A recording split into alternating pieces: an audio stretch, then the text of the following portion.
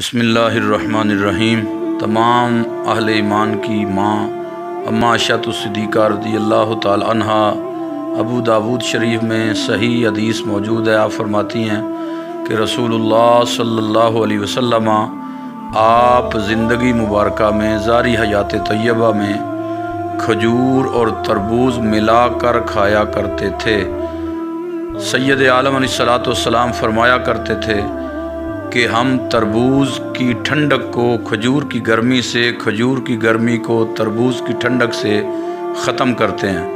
لہٰذا معلوم ہوا کہ رسول اللہ صلی اللہ علیہ وسلم آپ کی جس طرح کدو شریف کھانا سنت ہے، اسی طرح پھلوں میں محبوب پھل تربوز ہے، اور تربوز کھانا بھی سنت ہے، اور تربوز اور کھجور ملا کر کھانا یہ دونوں سنت ہیں۔ تربوز کے ساتھ کھجور، کھجور کے ساتھ تربوز کھانا، یہ دونوں ملا کر کھانا یہ سرکار دو عالم علیہ السلام کی سنت ہے۔ تو سید عالم علیہ السلام کی سنت پہ عمل کرنے سے، رسول اللہ علیہ السلام کی اتباع کرنے سے دنیا بھی بہتر ہوتی ہے، آخرت بھی بہتر ہوتی ہے۔ دین دنیا آخرت تمام اللہ تعالیٰ آسانیاں پیدا فرماتے ہیں۔ تو تربوز رسول اللہ علیہ السلام نے پسند فرمایا۔ تربوز کے بہت سارے فوائد ہیں، ان میں سے چند فوائد میں آپ کے گوش گزار کرنا چاہتا ہوں۔ جو طبی فوائد ہیں، محققین غذائیت نے فرمایا کہ جو تربوز کھائے گا اللہ تعالیٰ اس کے معدے کو شفا عطا فرمائے گا۔ جو تربوز کھائے گا اس کے سینے کی جلن ختم ہو جائے گی۔ جو تربوز کھائے گا اللہ تعالیٰ اس کے پیٹ کی بیماریوں کو ختم فرما دے گا۔ تربوز مردانہ امراض کے لیے بھی مفید ہے۔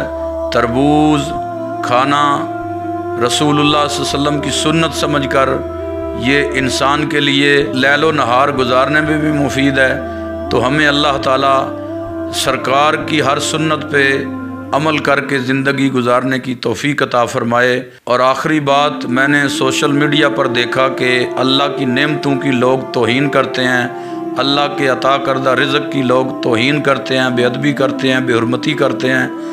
ایسا کرنا شرعاً ناجائز ہے اور گناہ بھی ہے۔ تربوز کی بے حرمتی کرتے ہیں، دیگر اللہ کی نعمتوں کی، پھلوں کی، دیگر اشیاء کی توہین کرتے ہیں۔ تو یہ نہیں کرنا چاہیے۔ جس طرح کدو شریف کا ادب کرنا سنت کے مطابق ہے، اسی طرح تربوز بھی کھانا سنت ہے، اس کا بھی احترام کرنا چاہیے۔ اس طرح کی ویڈیو بنا کر نہیں شیئر کرنی چاہیے کہ جس میں اللہ تعالیٰ کے رزق کی اور انعامات کی اور اللہ کی نعمت کی توہین ہو، بے ادبی ہو، بے حرمتی ہو۔ پروگرام صراط نور کو اللہ تعالیٰ دن 2 گنا رات 4 گنا ترقی عطا فرمائے۔ وما توفیقی الا باللہ۔